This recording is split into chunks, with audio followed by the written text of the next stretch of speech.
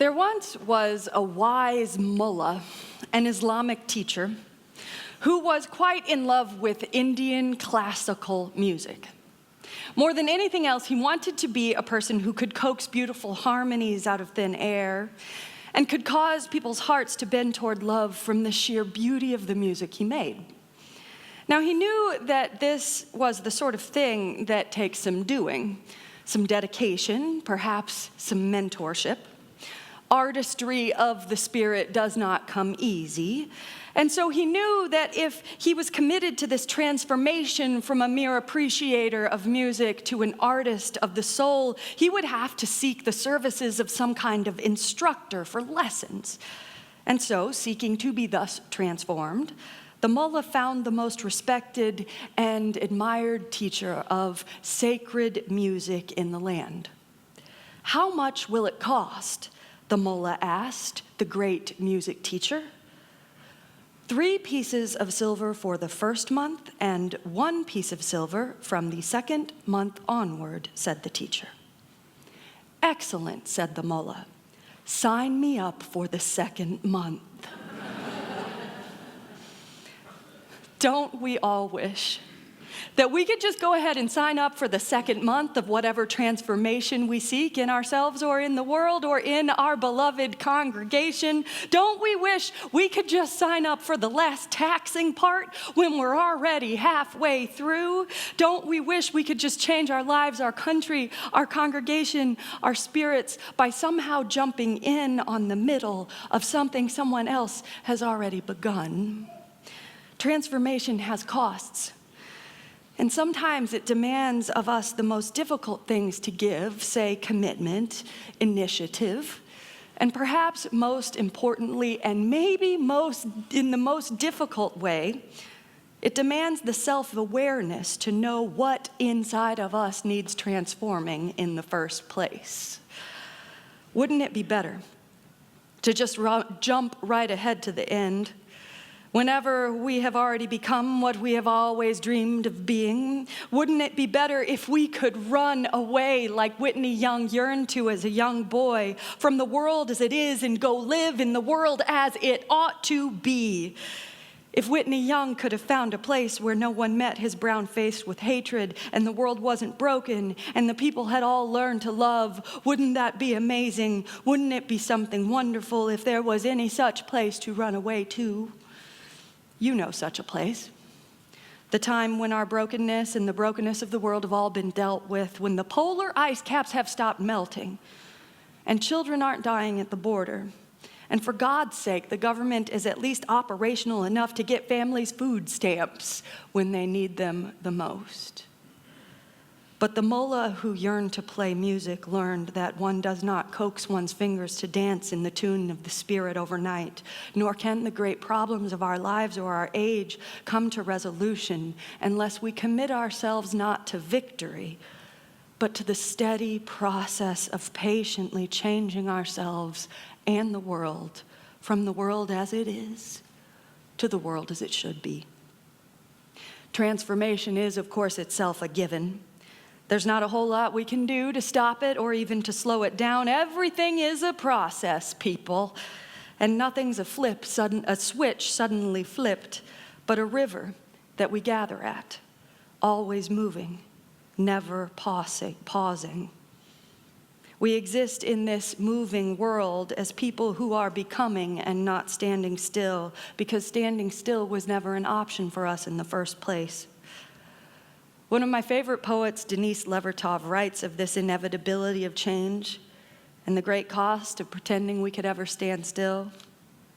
She writes, "Faith's a tide, it seems, ebbs and flows, responsive to action and inaction, remain in stasis, blown sand stings your face. Anemones shrivel in rock pools and no wave renews. Clean the littered beach, clear the lines of a forming poem, the waters flood inward. Dull stones again fulfill their glowing destinies, and emptiness is a cup that holds the ocean." Life is not possible in stasis. The waters of change flow inward in our lives, in our congregations, in our communities, bringing in their wake the season of renewal, and out of the unknown becomes a cup that can hold the whole ocean, the pull of the tides, the march of time that carries all things swirling in its wake, yada, yada, yada. It is clear enough that change is inevitable. But the challenge and the commitment come not just when we admit the reality of transformation, but when we want to direct that transformation in any meaningful way.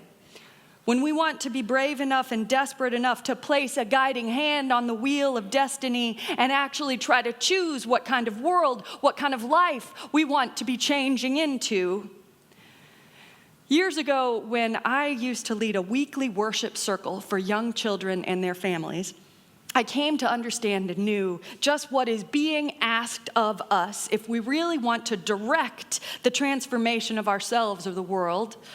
In one of those little family worship circles, imagine about 30 small children and their parents gathered around. I told a story about a caterpillar that becomes a butterfly that has to go into its cocoon to emerge more beautiful, etc., etc. The metaphor is pretty obvious, really. And at the end, I almost unthinkingly posed a question to the children gathered there that went something like, "How would you like to be transformed, children?" In their minds, I could see that the question had landed quite a lot less metaphorically than I intended, and quite a lot more literally than I ever would have hoped. What they heard their minister asking was not, "How would you like your spirit to be transformed to greater fullness?" but, "What would you like to see changed about yourself?" Those 5- and 6-year-olds, they heard me asking what they didn't like about themselves. And the moment the question left my lips, I wished I could take it back, because there I was, surrounded by this little group of pure blessing who should be proud of who they are and proud of their quirks and their differences and their glorious little selves. And here I was asking them in essence, "So, how do you want to be different?" I half expected in that moment for someone to say, "I want to be taller," or "I wish I were smarter," or something else that would break my heart and leave me wanting to grab them up and say, "You are perfect, never change, I love you as you are." And truth be told, I actually don't remember anything of what the children said back to me, because I was so much in my feelings about how I had asked the wrong question that I was not even listening. I've come to understand over the years that I was uncomfortable in that moment because on some fundamental level, what I was asking our children to do felt a little bit like confession. Admitting that something about ourselves is in need of transformation always feels like confession, and I was not ready or remotely prepared to put something like that in front of them. But I will tell you, because I try to speak the truth, that I do not think it is too much to ask of myself. And dare I say it, it is not too much to ask of our congregation and of most of you. Of liberalism of our nation, it is not too much to ask. Confession is a form of self-awareness, a way to begin at the beginning of a transformational journey instead of halfway through it. I was not ready to ask if 5-year-olds knew what inside themselves needed to be transformed, but I wonder if I might be ready to ask it of myself. After all, honesty with oneself is a precondition for spiritual transformation. We don't get to direct the wheel of destiny unless we admit that any meaningful transformation has to start right here with ourselves and the fact that, yes, we are not all that we yearn to be, that we can be more kind, less horrible, more humble, more open, more willing to become something that can help the world become something true. In seminary, I used to, half-jokingly but not really, say that I was left out of all of the really important get-togethers among my group of friends, because in this case, almost all of my friends in seminary were both lesbians and alcoholics in recovery, neither of which are identities I happen to hold. They were in clubs I could not join, and my straight, white, mostly teetotaling self had to entertain myself when they were all together at AA meetings. And through their reflections on the recovery process and a couple decades of deep friendship, I saw something in the work that they did together that the world at large so desperately needs: a shared acknowledgement that there is something in each of our lives that must be transformed. In some ways, the addicts gathered for a meeting, including so many of us, are holier than those gathered in most churches will ever be, because they are at their most honest and they are not afraid to admit when they are broken. We don't often speak of such things. Certainly not we who have left behind such archaic rituals as atonement. But we are fooling ourselves if we think we too are not in need of transformation. Religious educator and theologian Mark Harris once said, "That's the thing about transformation. Nothing gets transformed unless it is sufficiently inadequate to need transforming in the first place." In our lives, we are pattern makers, and we tend to follow the pattern as best as we are able for as long as possible until something comes along that convinces us that some adjustment is necessary. In this way, transformation doesn't come about just because we kind of like to see a shift in our patterns. It comes about because our patterns of behavior, our choices, our political life together are wholly inadequate to the task of becoming who we're called to be. You see how the whole thing feels like confession? This beginning of a transformational journey, this starting at the start instead of halfway through. And yet it is more than that. The first month of the music lessons that starts the way toward change is something like confessional self-awareness paired with action, acknowledgement accompanied by change. The transformation begins when we show up alongside one another to admit that change is necessary and perfection is not expected. It begins when we say the words and think the thought and set ourselves along an intentional path that challenges our own assumptions and gloriously messes with our own familiar patterns. I think in this place, I am safe enough to have my patterns disrupted.